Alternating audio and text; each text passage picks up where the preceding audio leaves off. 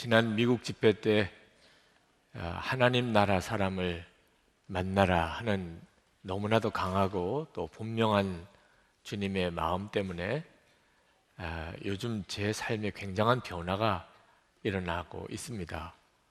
말씀을 전하는 것도 그렇고 또 사람을 보는 것도 그렇고 하나님께서 저에게 뭔가 아주 강하게 저를 이끄시는 것을 느낍니다.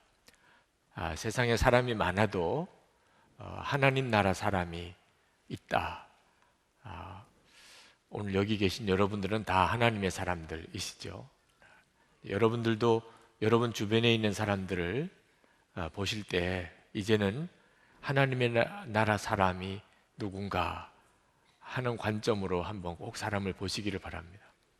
하나님은 저에게 하나님의 나라에 대해서 더 강하게 저를 이끄시는 것 같습니다. 요즘에 계속 기도하는 기도도 하나님의 나라의 영광을 보여달라는 기도를 계속 합니다. 그래서 하나님이 더 그렇게 하시는 것 같습니다. 여러분들도 하나님의 나라의 영광을 보여달라는 기도를 꼭 해보시기 바랍니다. 그러면 여러분의 삶에 여러분 스스로가 정말 놀랄 정도의 변화가 일어나게 될 것입니다. 이 시편은 하나님의 나라 사람들의 이야기입니다. 이 시편 속에는 악한 사람들이 나옵니다. 그런데 그 악한 사람들 때문에 하나님의 나라 사람이 더 아주 분명하게 드러납니다. 다윗은 성경에 나오는 하나님의 나라 사람의 대표적인 사람입니다. 이 시편 속에 하나님의 나라 사람과 세상 악한 사람이 부딪힙니다. 그런데 그곳에서 하나님의 섭리와 영광을 하나님이 이렇게 보여주십니다. 여러분, 우리가 세상 살아가는 동안에 세상이 너무 악하다고 탄식하지만 마시기 바랍니다. 세상이 악한 것 때문에 하나님의 나라 사람인 우리가 더 분명하게 서게 됩니다. 구별되게 됩니다. 그래서 11절에 보면 다윗이 이 악한 사람을 아주 말살하지 말아달라는 기도를 합니다. 참 의외의 기도죠. 이유는 그 하나님의 사람들이 악한 사람들 때문에 어려움만 당하는 것이 아니고 그 악한 사람들 때문에 하나님의 나라 사람들이 스스로 바로 서게 됩니다. 깨어 경성하게 됩니다. 구별된 삶으로 나아가게도 됩니다. 그래서 악한 자를 아주 멸하지 말아달라고, 잊어버릴까 봐 두렵다고 다윗이 이렇게까지 고백을 했을 정도입니다. 자, 우리가 우리 자신이 정말 하나님의 나라 사람인가에 대해서 한번 확인하는 시간을 가졌으면 좋겠습니다. 우리가 하나님의 나라 사람으로 더 분명하게 설 수 있게 되기를 원하기 때문입니다. 이 시편 59편에는 하나님의 나라 사람은 어떤 모습으로 사는가가 뚜렷하게 나와 있습니다. 크게 네 가지로 나타나는데 하나는 기도하는 겁니다. 하나님 나라 사람의 전형적인 특징이 하나님께 기도하는 겁니다. 그것은 하나님의 통치를 믿는다는 뜻입니다. 하나님의 역사를 믿는다는 고백입니다. 기도한다는 것은. 1절 말씀에 보면 다윗이 이렇게 기도합니다. 나의 하나님, 내 원수들에게서 나를 구원해 주시고 나를 치려고 일어서는 자들에게서 나를 지켜주십시오. 지금 사울 왕이 자기를 죽이려고 자기 집을 지키고 있습니다. 다윗이 이제 집으로 들어오면 다윗을 잡아 죽이려고 다윗의 집을 지키고 있는 그런 형편에 쓴 시입니다. 근데 다윗은 그 사울과 같이 싸우려고 하지 않고 하나님께 기도합니다. 하나님, 나를 지켜주세요. 하나님, 저 악한 자에게서 나를 건져주십시오 라고 기도합니다. 그러니까 하나님의 나라 사람은 하나님이 통치하시는 것을 믿습니다. 하나님이 역사하시는 것을 믿습니다. 그래서 무슨 문제가 생기면 기도하게 되는 겁니다. 그런데 이 기도라고 하는 방법을 통해서 하나님은 우리로 하여금 하나님의 나라를 경험하게도 합니다. 우리가 기도하면서 하나님의 나라가 정말 있구나 하는 것을 알게도 됩니다. 기도하지 않으시면 하나님의 나라를 도무지 알 수가 없습니다. 참 신비한 방법이죠. 우리 하나님의 나라 사람들은 하나님의 영을 받은 사람입니다. 그래서 하나님의 성령님께서 우리 안에 오시는데 이 성령님이 기도의 영이십니다. 로마서 8장 26절에 보면 성령도 우리 연약함을 도우시나니 우리는 마땅히 기도할 바를 알지 못하나 오직 성령이 말할 수 없는 탄식으로 우리를 위하여 친히 간구하시느니라. 우리는 기도를 어떻게 해야 될지 모릅니다, 솔직히. 그런데 성령님께서 우리에게 자꾸 기도를 가르치십니다.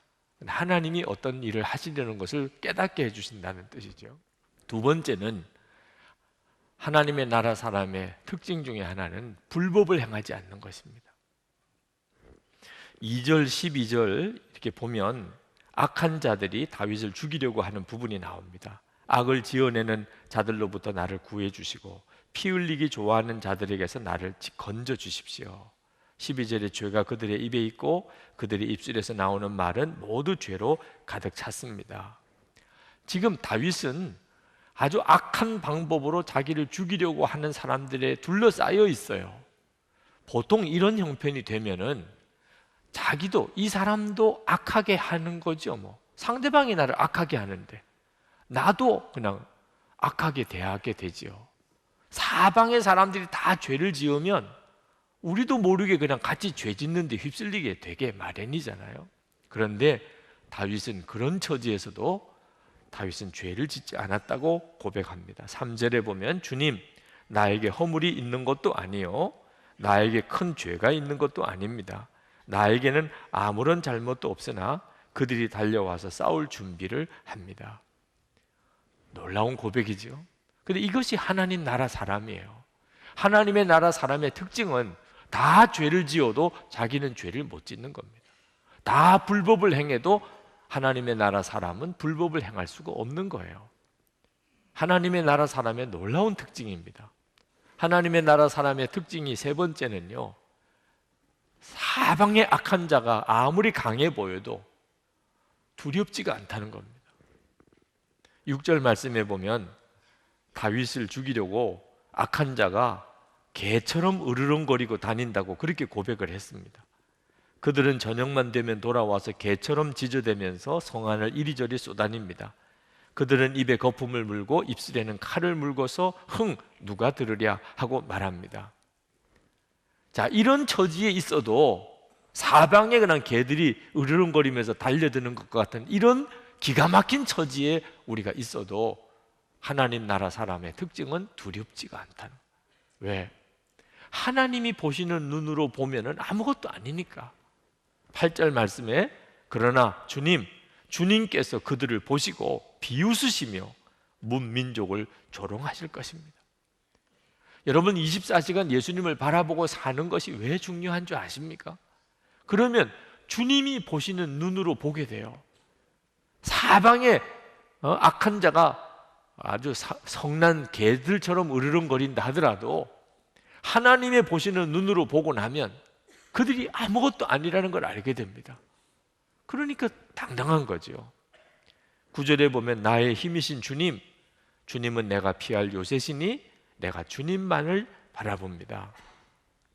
이렇게 주님만 바라보게 되면 그러면 핍박이 와도 아주 악한 자가 세상을 다 차지한 것처럼 그렇게 나대도 흔들리지 않습니다.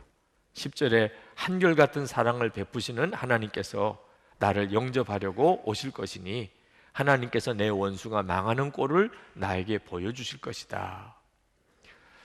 하나님의 나라 사람의 또 특징 하나가 고난 앞에서 찬송하는 겁니다.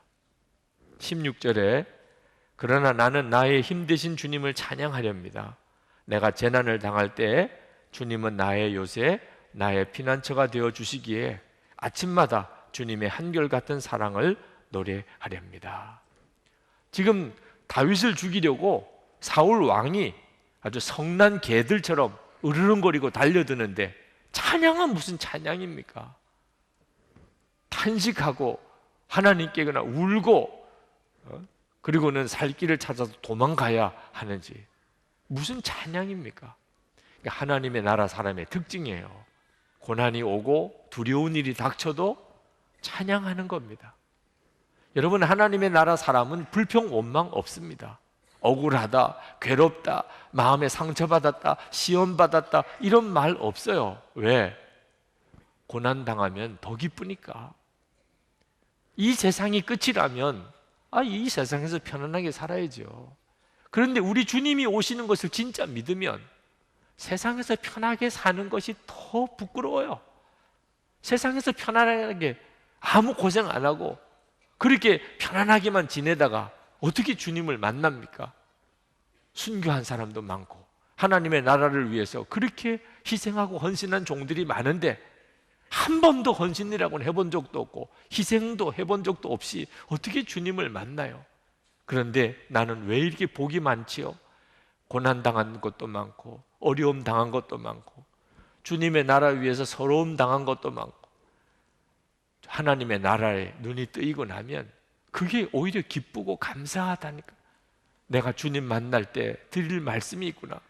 내가 주님 만나면 주님이 나를 알아보시겠구나.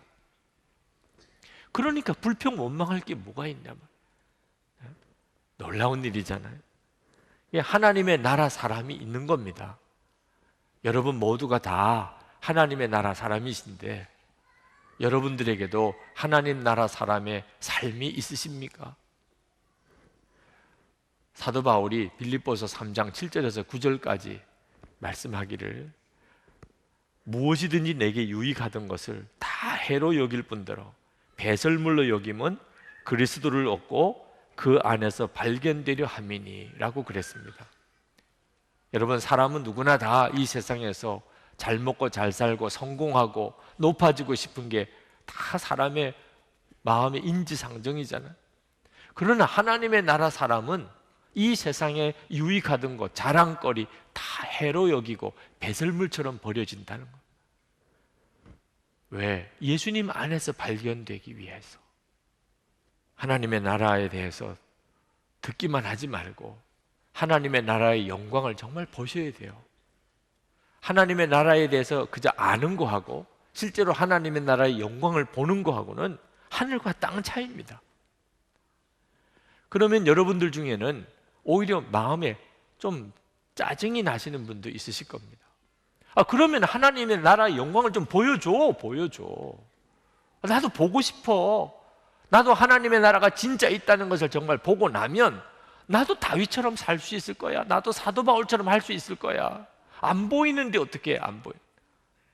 그냥 세상 나가서 살아보면 맨 세상 일만 보이지 하나님의 나라의 영광이 어디 있냐 말이에요. 이러신 분이 있으실 거예요. 그런데 여러분 그런 마음이 드는 것이 충분히 이해가 되지만 정말 이 시간에 주님 앞에 겸손하게 주여 제 눈을 열어서 하나님의 나라를 보게 해주세요. 이런 구하세요. 구하지 않으니까 못 보는 거예요. 여러분 하나님의 나라는 앞으로 미래에 다가오는 나라만 아닙니다. 예수를 믿으면 우리 마음속에서부터 벌써 하나님의 나라가 시작됩니다. 예수 믿는 사람은 누구나 다 하나님의 나라를 경험하고 살게 돼 있어요. 다 그렇습니다. 오늘 이 시간에도 하나님이 여러분에게 정말 여러분이 갈망하고 소원하시면 하나님의 나라의 눈을 열어주십니다. 17절의 다윗의 고백에서 우리는 하나님의 나라의 영광을 봅니다. 나의 힘이신 주님, 내가 주님을 찬양하렵니다. 하나님은 내가 피할 요새 나를 한결같이 사랑하시는 분. 여러분 이 구절은요 그냥 읽으면 너무나 은혜로운 구절이에요. 그렇지만 원수가 자기를 죽이려고 개가 으르렁거리는 것처럼 달려드는 이런 상황에서 이런 고백을 했다는 게 이게 믿어지지가 않는 거죠. 원수가 지금 나를 죽이려고 아주 미친 개처럼 으르렁거리고 달려드는 이런 형국에 나의 힘이신 주님, 내가 주님을 찬양하렵니다. 어떻게 이렇게 고백이 돼요? 그래서 여러분 지금도 찬양하는 사람들에게서 하나님의 영광이 나타나고 있는 거예요. 오늘 이 자리에 예배 드리시는 분 중에도 기가 막힌 형편에 있는 분들이 있으십니다. 여러분 옆자리에 앉으신 분 중에 그대의 사정을 다 알지 못하니까 여러분은 깨닫지는 못하겠지만 주님은 아신단 말입니다. 다윗의 고백처럼 지금 처지와 형편이 기가 막힌데 오늘 하나님께 예배드리고 찬송드리는 이가 있단 말입니다. 그 속에서 하나님의 영광을 주님은 보시는 거예요. 우리도 그 눈이 뜨여야 하는 것입니다. 주님은 제게 거룩한 사명을 주셔요. 어젯밤에도 이 설교 본문을 받고 밤에 잠을 제대로 이루기가 어려웠어요. 아침에도 제 심령은 충만한데 몸은 너무너무 힘들어요. 하나님께서 저에게 주신 사명은 하나님의 나라 사람을 일깨우라는 거예요. 에베소서 5장 14절에 잠자는 자여 깨어서 죽은 자들 가운데서 일어나라, 그리스도께서 내게 비추시리라. 하나님의 나라 사람들이 잠이 들어있다는, 일깨우라는 거예요. 자신이 누군지를 보라는 거예요. 누가복음 17장 26절에서 30절 말씀에 보면 예수님께서 다시 오실 때 그때 있을 일 때문에 예수님께서 걱정을 하시는 부분이 나옵니다. 예수님이 무슨 걱정을 하실 게 있지요? 예수님이 이제 재림에 오실 때 성도들이 주님을 맞이하게 되는데 전혀 준비가 안 돼 있다. 예수님을 맞이할 준비가 안 돼 있다. 그러면 성도들이 무슨 큰 죄를 짓고 산다는 뜻입니까? 여러분, 성경을 읽어보시면 그때 성도들은 뭐하고 사는 것에 대해서 주님이 걱정하셨는가 하면 먹고 마시고 자녀 낳고 학교 가고 일하고 집 사고 땅 사고 시집 장가 가고 이러고 사느라고 정신이 하나도 없어요. 그러다가 우리 주님이 재림에 오시는 것을 맞이하는 거예요. 여러분, 대부분의 성도들이 그렇게 살잖아요. 여러분은 그렇게 안 사십니까?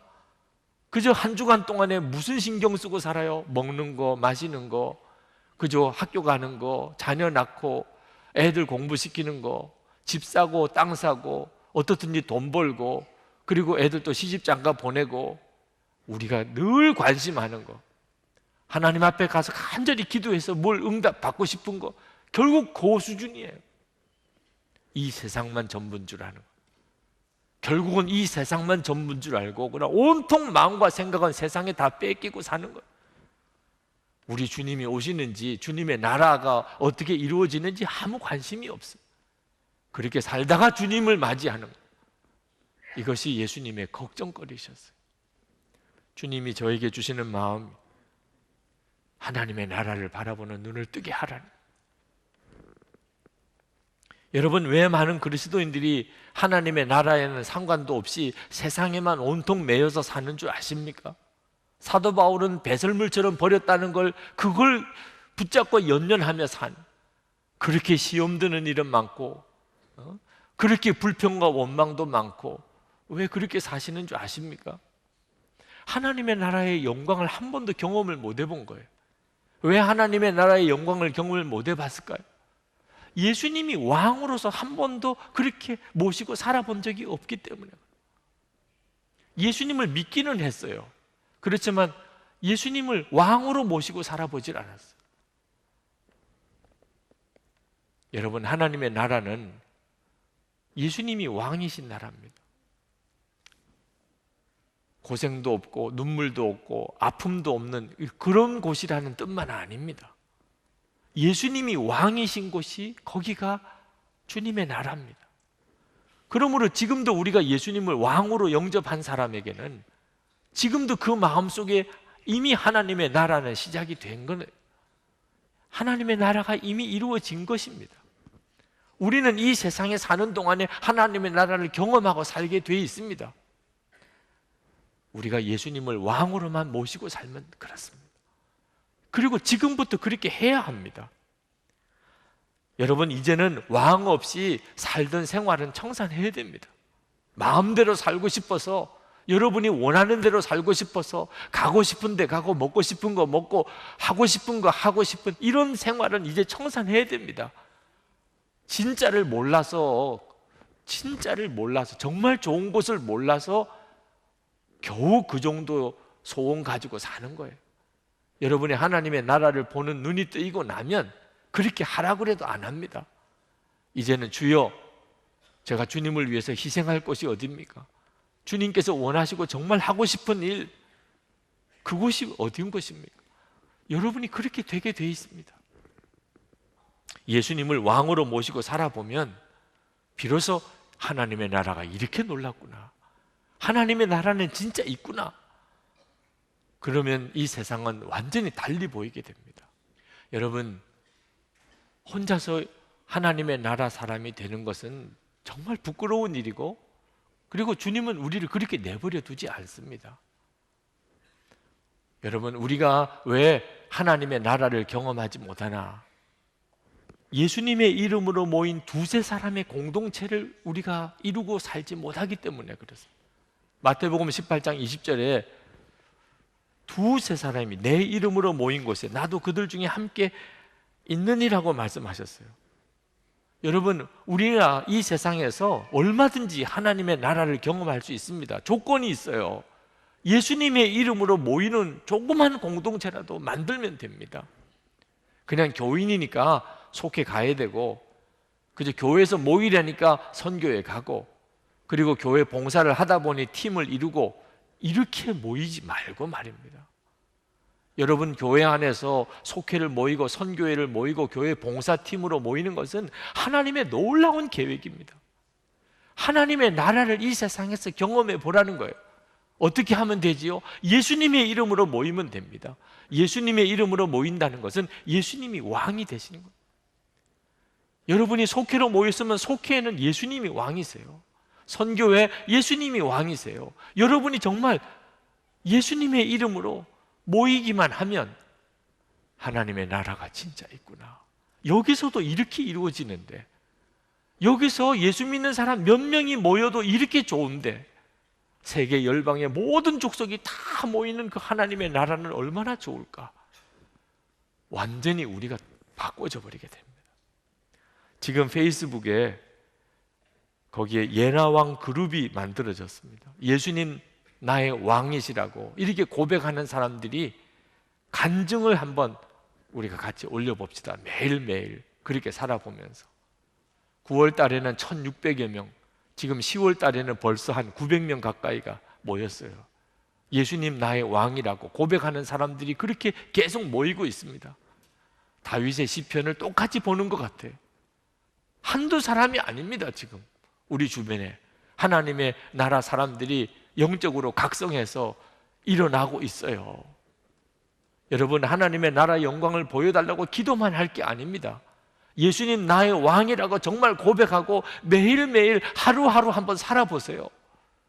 주님은 정말 우리와 함께 계시고, 그리고 우리를 다스리시고 우리를 인도하시고 우리에게 역사하시는 것을 여러분이 다 경험하게 됩니다.